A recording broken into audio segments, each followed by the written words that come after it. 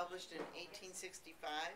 This book was banned in China in 1931 on the grounds that animals should not use human language and that it was disastrous to put animals and human beings on the same level. Also, it's my understanding that this book is frowned upon because of drug use, supposed encouragement of drug use.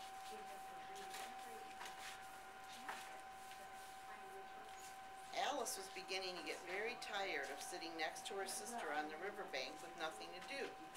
Once or twice she looked at the book her sister was reading, but it had no pictures or conversations in it. What is the use of a book, thought Alice, without pictures or conversations? All of a sudden, a white rabbit with pink eyes dashed across the countryside. "Oh dear," the rabbit exclaimed, "I'm late, late, late." Alice thought such a sight was peculiar, and she was especially surprised when the rabbit took a watch out of his waistcoat pocket and checked the time.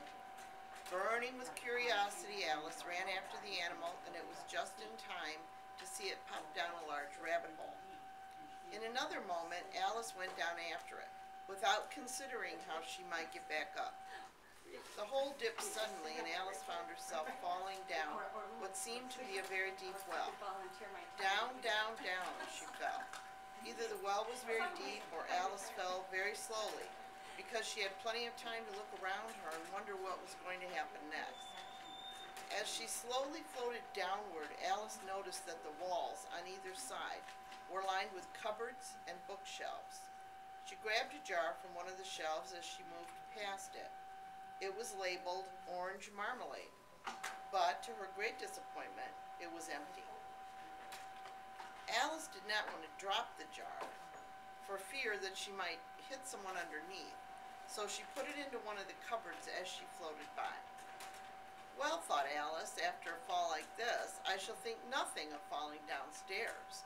How very brave they will think me at home." Down, down, down she fell. Would the fall never come to an end? "I must be getting toward the center of the world," Alice thought. "How funny it will seem to come out on the other side and be among people who walk upside down." Down, down, down she went. There was nothing for Alice to do but wait. "My cat Dinah will miss me very much tonight," she remarked. "I hope they'll remember to give her milk and feed her. Oh, Dinah, I wish you were down here with me. There are no mice in the air for you to catch, but you might catch a bat. And that's very much like a mouse, you know. But do cats eat bats, I wonder? Do cats eat bats?" As Alice pondered this question, she dozed off, while still floating slowly down the hole. Suddenly, thump, thump, she landed on a heap of dry leaves, and the fall was over. Alice was not a bit hurt. She jumped up and looked around her. She caught sight of the white rabbit hurrying down a long passage, all the while exclaiming to himself, "Oh, my ears and whiskers, how it's getting late." Alice ran after the odd creature, which turned a corner and disappeared. Alice found herself in a long, low hall lit by a row of lamps hanging from the roof. There were doors all around the hall. Alice tried to open each one of them, but all were locked. After she had been all the way down one side of the hall and up the other, trying every door a second time, she walked sadly down the middle, wondering how she would ever get herself out of this mess. Her thoughts were interrupted when she noticed a three-legged table made of glass just ahead of her. A little golden key lay upon it. Alice thought that she had found the way to unlock one of the doors, but she was wrong. Either the locks were too large or the key was too small, because the key would not open any of the doors. Alice was about to give up when she noticed a plush red curtain in the corner of the hallway. Behind it was a tiny door about 15 inches high. Alice put the little golden key in the lock, and to her great delight, it fit. She opened the tiny door, knelt down, peered in, and discovered the most beautiful garden she had ever seen. "I'd love to be in there," she thought. "This hallway is dark and empty, but that garden is absolutely gorgeous." Unfortunately, the door was so small that Alice could not even get her head through it. Even if my head would go through, she thought, it would be of very little use because my shoulders wouldn't. Oh, I wish I could fit through this door. I think I could if I only knew how to begin. Things had been so peculiar so far that at this point, Alice thought almost anything was possible. There was no use in waiting near the door, so Alice went back to the glass table. Sitting on it was a tiny bottle with a label tied to it that read, "Drink me." This certainly was not here before, Alice said aloud. Being a very smart girl, she was not about to follow the tag's instructions without thinking it over carefully first. Putting the key down on the table, she thought, I'll examine the bottle and see whether it's marked poison.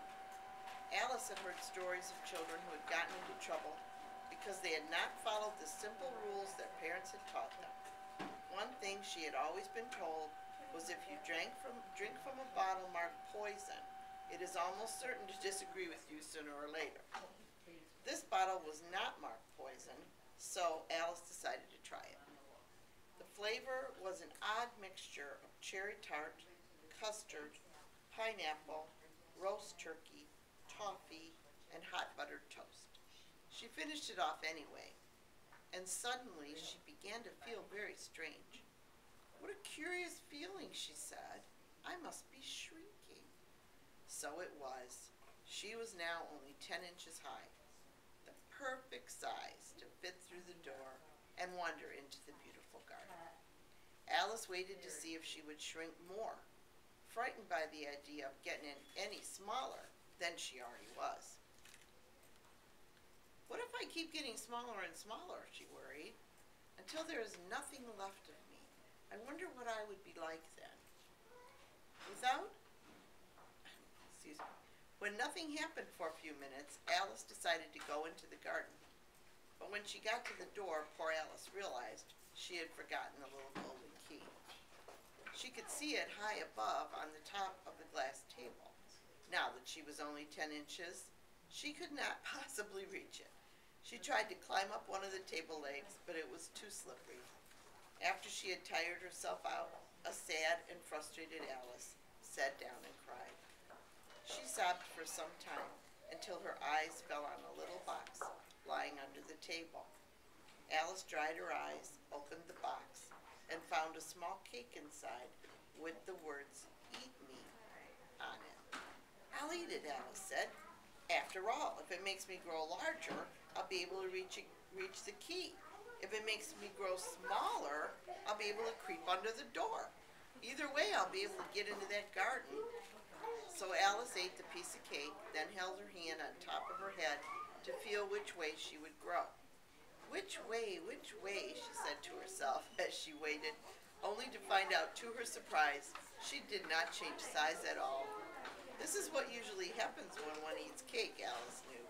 But by now she had become used to expecting out-of-the-ordinary things to happen, so it seemed quite dull to stay the same size. Disappointed, she nibbled a bit more and very soon finished off the cake. Curiouser and curiouser, thought Alice, when she realized that she was in fact changing in some way. Now I'm shooting up like a telescope, the largest that ever was. Goodbye, feet, she cried, for when she looked down they seemed to be almost completely out of sight. Oh, my poor little feet. I wonder who will put on your shoes and stockings. I'm sure I won't be able. I'll be far off to trouble myself about you. So you must manage. Sorry. So you must manage the best way you can. But I must be kind to them, she thought, or perhaps they won't walk the way I want them to go. Just that moment, Alice's head hit the roof of the hall. She was now more than 9 feet high, tall enough to reach the golden key. She grabbed it and hurried to open the garden door. But poor Alice was now so big, she could barely fit, even to peer through the tiny door. She had to lie down on one side and look into the garden with one eye. To get through was more hopeless than ever. Alice put the key back on the table and began to cry again. You ought to be ashamed of yourself, Alice muttered to herself through her tears. A big girl like you crying this way. But she kept on sobbing, shedding gallons of tears, until there was a large pool around her about 4 inches deep and reaching halfway down the hall. After a time, Alice heard the pattering of little feet in the distance. She dried her eyes to see what was coming. It was the White Rabbit, splendidly dressed, with a pair of white gloves in one hand and a large fan in the other. He was trotting along in a great hurry, muttering to himself, "Oh, the Duchess, the Duchess! Oh, she will be angry if I've kept her waiting." Alice felt relieved to see someone who might be able to help her. When the rabbit came near, she timidly began, "If you please, sir." The rabbit was so startled by the sound of her voice and the size of her body that he dropped the gloves and fan and scurried off. He was gone once again. Alice picked up the gloves and fan and began fanning herself. The hall was quite hot. "Oh dear," she thought, "how odd everything is today. Yesterday, everything went on just as usual. I wonder if I changed during the night. Was I the same when I got up this morning? I think I can remember feeling a little different. But if I'm not the same girl, who in the world am I?" She began thinking about all the children she knew who were the same age, wondering if she could have changed into any of them.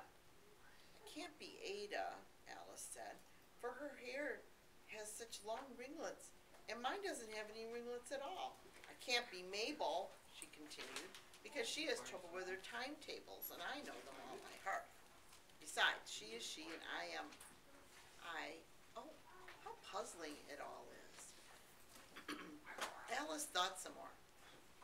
"I wonder if I know all the things that I used to know. Let me see.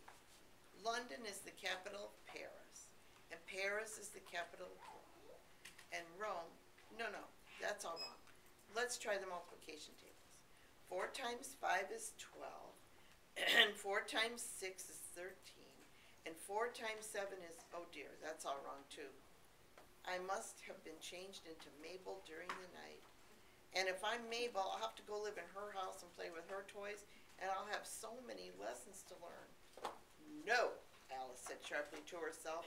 "I'm Mabel. I'll stay down here. It'll be no use for people to put their heads down and say, 'Come up again, dear.' I'll just look up and say, 'Who am I then? Tell me that first, and then if I like being that person, I'll come up. If not, I'll stay down here until I'm somebody else.' Oh dear," Alice continued as she burst into tears once more. "I do wish someone would look down and find me. I'm so tired of being all alone down here." As Alice said this, she looked down at her hands and was surprised to find that one of the rabbit's tiny gloves was on one of them. It fit her perfectly. How could that be, she wondered. I must be growing small again. She got up and went to the glass table to measure herself. Alice found that she now was about 2 feet high and shrinking rapidly. Suddenly she realized that the fan she was holding was making her shrink. She dropped it just in time to save herself from shrinking away completely. "That was a narrow escape," Alice said. Now for the garden. She ran back to the little door, but alas, it was shut again and locked, and the little gold key was lying high above on the glass table as before. "Things are more mixed up than ever," poor Alice exclaimed. But they were about to get even worse. All of a sudden, Alice's tiny foot slipped on something. Splash! She was up to her chin in salt.